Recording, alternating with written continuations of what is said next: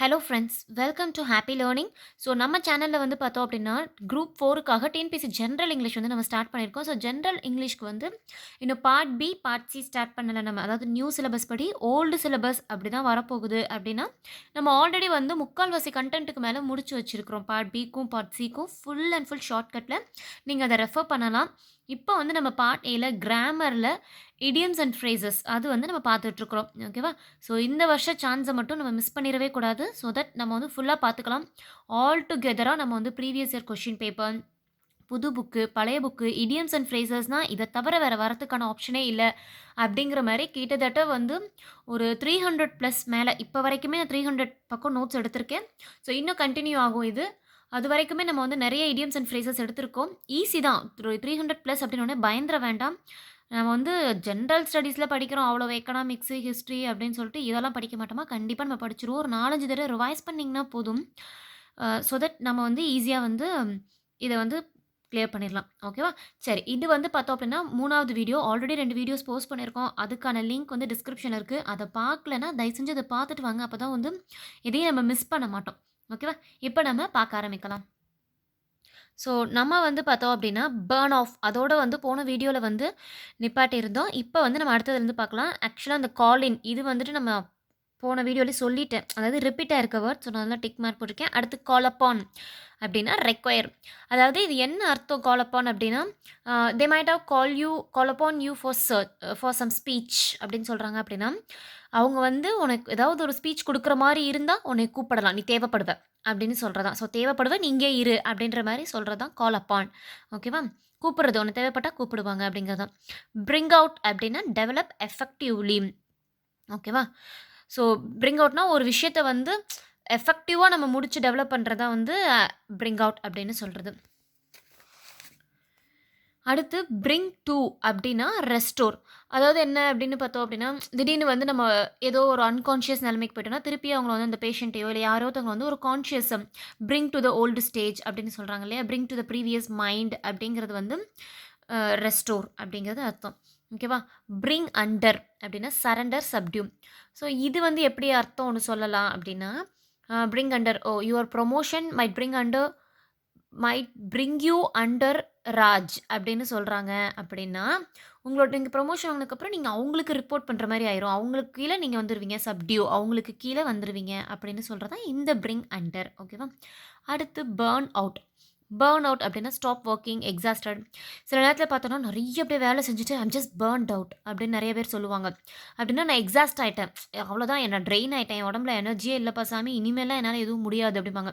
நம்ம ஊர்லலாம் பொங்கலுக்கு வந்து வேலை செஞ்சுட்டு நம்ம அப்படி தான் சொல்லுவோம், ஐயோ சாமி என்னாலாம் இனிமேல் முடியாது அப்படிம்போம் இல்லையா? அதான் ஐ ஜஸ்ட் பர்ன்ட் அவுட் அப்படிங்கிறது. பிரேக் அவுட் அப்படின்னா ஸ்டார்ட் சடன்லி. திடீர்னு வந்து ஏதோ ஒரு விஷயம் அப்படியே உடஞ்சி போகுது அப்படின்னா சடனாக வந்து ஸ்டார்ட் பண்ணுறது அப்படிங்கிறது தான் அர்த்தம். பிரேக் டவுன் அப்படின்னா lose control or to crime. I'm literally broke down அப்படிம்பாங்க நிறைய பேர். அந்த படத்துலலாம் பார்த்தோன்னா நிறைய தெரியும். ஓகேவா? அப்படின்னா நம்ம வந்து கண்ட்ரோல் வந்து மிஸ் பண்ணிட்டோம். அதாவது நம்மளோட மனசு உடஞ்சி போய் நம்ம இருக்கிறோம் அப்படிங்கிறது தான் broke down. Break away separate from crowd. Break away அப்படின்னா நான் வந்து ஒரு கூட்டத்தில் இருந்து தனித்து போகிறேன் அப்படின்னு சொல்கிறது தான் பிரேக் அவே. அடுத்து பூட் அப். பூட் அப் அப்படின்னா ஸ்டார்ட் அ கம்ப்யூட்டர் அப்படின்றதான். நிறையவே நம்ம வந்து பார்த்துருப்போம், கம்ப்யூட்டர் இப்போ தான் பூட் ஆகிட்டுருக்கு அப்படின்னு நம்மளே சொல்லுவோம் இல்லையா? அதான் பூட் அப். பேக்கப் அப்படின்னா மேக் அ காப்பி. ஒரு பேக்கப் எதுக்கும் எடுத்து வச்சுக்கோ, ஏதாவது எரேஸ் ஆகிடப்போகுது அப்படின்னு சொல்கிறது. Bank on, hope on someone. Bank அப்படின்னாலே நம்ம ரொம்ப நம்புவோம், பேங்க்கில் வச்சுருக்கோம்ப்பா நகையெல்லாம் பத்திரமா இருக்கும் அப்படிங்கிறது. ஆனால் அங்கேயும் திருட்டு போனால் நம்மளால் ஒன்றும் கேட்க முடியாது. அதான் ஹோப் ஆன் சம் ஒன். ஓகேவா? ஒருத்தவங்க மேலே நம்பிக்கை வைப்போம். பேங்க்னா நம்ம நம்பிக்கை வைப்போம்ல, அப்படி ஞாபகம் வச்சுக்கோங்க. ஓகேவா? அதான் ஒருத்தவங்க மேலே நம்பிக்கை வச்சோன்னா அது பேங்க்கு. Blank out. பிளாங்க் அவுட்னா லூஸ் கான்ஷியஸ் ஃபெயிண்ட்டு. அதாவது நம்ம வந்து அப்படியே ஃபுல்லாக பிளாங்க் அவுட் ஆயிடுறோம். நம்ம என்ன நம்ம மைண்டில் இருக்குங்கிறது தெரியாது. நம்மளோட கான்ஷியஸை வந்து மிஸ் பண்ணிடுறோம். Blow up. Get angry or explode. ஓகேவா? அதாவது சில டைமில் வந்து ப்ளோ அப்னா நான் ரொம்ப அப்படியே திடீர்னு வந்து கடுப்பாகி கத்திருவோம். எக்ஸ்ப்ளோனா வெடிச்சிருவோம். அதான் ஐ ஜஸ்ட் ப்ளோன் அப் அப்படின்னா வெடிச்சிட்டேன் கோவத்தில் அப்படின்னு சொல்கிறது தான். ஓகே. அடுத்து பேக் டவுன். இந்த ப்ளோ அப்லாம் வந்து நம்ம சின்ன வயசில் நம்ம 10th ஸ்டாண்டர்ட் புக்லேயே வந்து படிச்சிருப்போம், நியூ புக் இல்லாமல். ஓகேவா? அடுத்து வந்து பேக் டவுன், வித்ட்ரா. ஓகேவா? பேக்னாலே பின்னாடி வர்றது தான். டவுனுன்னா வித்ட்ரா பண்ணிடுறது. அடுத்து பேக் அவே. அவேனா move move backwards. Okay. Back down அப்படின்னா வித்ட்ரா பண்ணிடுறது. நம்ம வந்து பேங்க்லேருந்து வித்ட்ரா பண்ணுறோம் அப்படிங்கிற மாதிரி ஞாபகம் வச்சுக்கோங்க. பேக் அவே அப்படின்னா மூவ் பேக்வேர்ட்ஸ். பின்னாடியே அப்படியே போகிறது. பேக் அவே அப்படின்னா. Boiled down to summarized as. Boiled down to அப்படின்னா சம்மரைஸ்ட் அஸ்.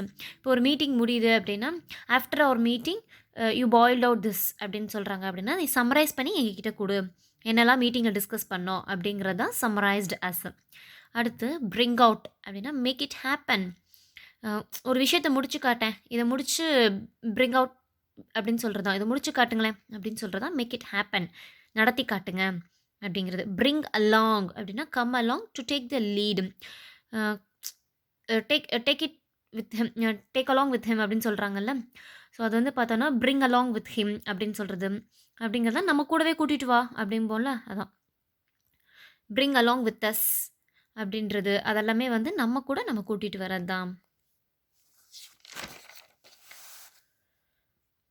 அடுத்து வந்து come down to lead to final result. Come down to அப்படின்னா ஃபைனலாக ஒரு ரிசல்ட்டுக்கு லீட் பண்ணுறது தான் கம் டவுன் டு. ஏதாவது ஒரு சொல்யூஷன் ஃபைனல் ரிசல்ட்டு கொண்டு வாங்க, எத்தனை நாளைக்கு இப்படி ஒர்க் அவுட் பண்ணிகிட்டே இருக்கிறது ஒரு விஷயத்தில், ஒரு ப்ராப்ளமில் அப்படின்னு சொல்கிறது தான். Come down to the point அப்படின்பாங்கல்ல, அதுதான். அடுத்து கம் டவுன் வித். டூனா come down to the point அப்படிங்கிறது. கம் டவுன் வித் அப்படின்னா சஃபர் ஆகிறது, அதாவது கான்ட்ராக்ட் இல்னஸ்ங்கிறாங்க. கம் டவுன் வித் அப்படின்னா I'm just come down with COVID it seems அப்படின்னா நான் கோவிட்னால சஃபர் ஆகுறேன் அப்படின்னு சும்மா சொல்கிறது. ஓகேவா? இல்லை I just got up in the rain, I might think I come down with cold அப்படின்னு சொல்கிறது. ஓகேவா? ஸோ இதான் வந்து நம்ம ஒரு வேளை வந்து சஃபர் ஆகிட்டோம், இல்லை சஃபர் ஆக போகிறோம் அப்படிங்கிறதெல்லாம் கம் டவுன் வித். ஓகேவா? அதாவது உடம்பு முடியாமல் போகிறது தான் illness. Carry out, conduct, perform. ஓகேவா? கேரி அவுட் அப்படின்னா ஒரு விஷயத்த வந்து நம்ம பண்ணுறது, இல்லை வந்து நம்ம வந்து இந்த விஷயத்தை வந்து நான் எடுத்து நடத்திக்கிட்டு இருக்கிறேன்ப்பா, கண்டக்ட் பண்ணிகிட்டு இருக்கேன்ப்பா அப்படின்னு சொல்கிறது. Calm down, relax. நிறைய சண்டை நடக்கிற இடத்துல நம்ம பார்த்துருப்போம். சரி சரி காம் டவுன் ஆகும், காம் டவுன் ஆகும் அப்படின்னு சொல்லியிருப்பாங்க. அடுத்து காம் அப். காம் அப் அப்படின்னா refuse to speak. Calm down நம்ம கேள்விப்பட்டிருப்போம். காம் அப் அப்படின்னா பேசுறதுக்கு மறுக்கிறது அப்படிங்கிறது எனக்கு நமக்கு தெரிஞ்சிருக்காது. எனக்குமே தெரியல, இது இப்போ படிக்கும்போது தான் தெரிஞ்சுக்கிட்டேன். காம் அப் அப்படின்னா பேச மறுக்கிறது. Check in, register or booking. ஓகேவா? செக்இன் அப்படின்னா ரெஜிஸ்டர் ஆர் புக்கிங். நம்ம ஒரு ஹோட்டலில் போய் செக்இன் பண்ணுறோம் அப்படின்னு சொல்கிறோம்ல, நாங்கள் இப்போ தான் போய் செக்இன் பண்ணியிருக்கோம் அப்படின்னா, இப்போ தான் போய் நம்ம புக் பண்ணி உள்ளே போயிருக்கோம், ரெஜிஸ்டர் பண்ணியிருக்கோம் அப்படின்னா. செக் அவுட் அப்படின்னா leaving or investigate. Check out பண்ணிட்டோம்ப்பா நாங்கள் அந்த ஹோட்டலை விட்டு அப்படின்றது தான் leaving or investigate. Come across, find by chance. இது நம்ம ஆல்ரெடி பார்த்துட்டோம். அடுத்து வந்து கம் ஃபார்வர்ட் அப்படின்னா present oneself. Come forward அப்படின்னா you can do it, you just come forward அப்படின்னு நம்ம சொல்லுவோம். அப்படின்னா வா, வந்து உன்னை நீ ப்ரெசென்ட் பண்ணு, உன்னால் இது முடியும், நீ பண்ணு அப்படின்னு சொல்கிறது தான் கம் ஃபார்வர்ட். முன்னாடி வா, முன்னாடி வந்து நீ செய் அப்படிங்கிறது. Count on, depend on for help. இப்போ நம்ம ஜென்ரலாக சொல்லும் போதே என்னை நம்பி 4 பேர் இருக்காங்கப்பா அப்படின்னு சொல்கிறோம். அதாவது இந்த டிபெண்டன்சி, என்னை டிபெண்ட் பண்ணி 4 பேர். டிபெண்டன்சி அப்படிங்கிற ஒரு டேர்ம் வந்தாலே கவுண்ட் பண்ணி தான் சொல்கிறோம், 4 பேர் 3 பேர் அப்படின்னு. அதான் கவுண்ட் ஆன், டிபெண்ட் ஆன் அப்படின்னு ஞாபகம் வச்சுக்கோங்க. கட் டவுன், இது நம்ம பார்த்துட்டோம். ஆடப் அப்படின்னா மேக் சென்ஸ், ரீசன். ஓகேவா? நம்ம வந்து ஆட் பண்ணிக்கிட்டே போகிறது தான் மேக் சென்ஸ். ஒரு காரணத்துக்காக நம்ம இதை வந்து ஆட் பண்ணுறோம் அப்படிங்கிறது. அக்கௌண்ட் ஃபார் அப்படின்னா கிவ் ரீசன், எக்ஸ்பிளைன். இப்போ ஒரு செயல் செய்கிறேன், இப்போ நான் அந்த வீடியோ போடுறேன்னா இதில் ஏதாவது தப்புனா அது அக்கௌண்ட் ஃபார் நான் தான் அக்கௌண்ட். ஓகேவா? நான் தான் வந்து இது ஏன் தப்பு, இது கரெக்டு, இல்லை இது கரெக்டு அப்படின்னு எக்ஸ்பிளைன் பண்ணுறது என்னோட பொறுப்பு அப்படிங்கிறதால இது லிட்ரலாக வந்து பொறுப்பு. இப்போ நீ ஒரு காரியம் செய்கிற, அதில் சக்ஸஸோ இல்லை வந்து ஃபெயிலியரோ அதுக்கு பொறுப்பு நீ தான். You just account for it, you are the whole responsible அப்படின்னு சொல்கிறாங்களே, அதான் account for. Abide by, respect or obey rule. Idioms and phrases இல்லை வந்து இந்த மாதிரி ஃப்ரேசல் வேர்ப்ஸ் இப்படின்னு எடுத்தோனாலே இந்த அபைட் பை தான் முதல்ல வரும். சின்ன வயசுலலாம் இந்த அபைட் பை பார்த்து நான் அப்படியே இந்த படிக்க கூட தெரியாமல் ரொம்ப கஷ்டப்படுவேன். So respect or obey rule, abide by. ஓகேவா? Put out, extinguish. Put out the fire அப்படிம்பாங்க இல்லையா, அதான் வந்து அணைக்கிறது. நெருப்பை வந்து நம்ம அணைக்கிறது. புட் அவுட் அப்படின்னா அணைக்கிறது. பிக்கப் அப்படின்னா இம்ப்ரூவ், கலெக்டும். நம்ம ரைம்ஸ்லாம் படிச்சிருப்போம். 1 2 3 lay on the sticks, pick up the sticks 7 8 அந்த மாதிரி சொல்லிட்டு ஒரு ஸ்கூலில் வந்து மேக்ஸுக்காக 1 2 3க்கு ஒரு ரைம்ஸ் படிப்போம். அப்போ பிக்கப் த ஸ்டிக்ஸ் அப்படின்னு வரும். பிக்கப்னா கலெக்ட் பண்ணுறது. Pick on, to criticize. Pick on அப்படின்னா கிரிட்டிசைஸ் பண்ணுறது. Pick over, check carefully and select the best. Pick over அப்படின்னா கேர்ஃபுல்லாக செக் பண்ணுறது அண்ட் செலக்ட் த பெஸ்ட்டு. ஓகேவா? அதாவது ட்ரெஸ்ஸு கடையில் போய் ஒரு 10 ட்ரெஸ் வச்சுருப்பாங்க. இப்போ நம்மளை சொல்லுவாங்க பிக் ஓவர் இட் அப்படின்னாங்கன்னா, இதுலேருந்து ஒரு பெஸ்ட்டாக உனக்கு பிடிச்சதுன்னு எடுத்துக்கோ அப்படிங்கிறது தான். புட் அப், டாலரேட் ஆர் பேர் இதை நம்ம ஆல்ரெடி பார்த்துட்டோம். அடுத்து பாயிண்ட் அவுட் அப்படின்னா இண்டிகேட்டர். நம்ம வந்து சொல்லுவோம்ல, நீ என்ன பாயிண்ட் அவுட் பண்ணி பேசுகிற அப்படின்னா என்னை நீ குறித்து சொல்கிற, இண்டிகேட் பண்ணுற அப்படிங்கிறது தான். புட் அக்ராஸ் அப்படின்னா explain clearly. Put across, explain clearly. Put across அப்படின்னா ஒரு விஷயத்தை வந்து தெளிவாக எக்ஸ்பிளைன் பண்ணுறது தான் புட் அக்ராஸ். புட் இன் அப்படின்னா கான்ட்ரிபியூட் பண்ணுறது. Pull down, demolish. இப்போ புட் இன்னா கான்ட்ரிபியூட், புல் டவுன் அப்படின்னா டெமாலிஷ் ஆகுறது. நம்ம ஒருத்தவங்களை பிடிச்சி காலை பிடிச்சி இழுத்துட்டோம் அப்படின்னா டெமாலிஷ் ஆயிடுவாங்களா, புல் பண்ணுறோம் அப்படின்னா அதான் அவங்க வந்து செதஞ்சு போயிடும். தான் lay by, keep for future. Lay by, put by இதெல்லாமே வந்து நம்மளோட எதிர்காலத்துக்காக நம்ம வச்சுக்கிறது அப்படின்னு அர்த்தம். ஓகேவா? Look for, search. ஆக்சுவலாக வந்து இந்த வேர்ட் டாக்குமெண்ட், மைக்ரோசாஃப்ட் வேர்ட் டாக்குமெண்ட்லையா இதுலன்னு தெரில, இந்த சர்ச் அப்படிங்கிறதுக்கு பதிலாக லுக் ஃபார் அப்படின்னு ஒரு ஆப்ஷன் நமக்கு வரும். இல்லை நார்மலாக விண்டோஸ்லேயே வருமானு தெரியல. ஸோ லுக் ஃபார் அப்படிங்கிற மாதிரி ஒரு ஆப்ஷன் வரும். ஸோ லுக் ஃபார்னா சர்ச். லுக் ஃபார்வேர்டு அப்படின்னா அவாய்ட்.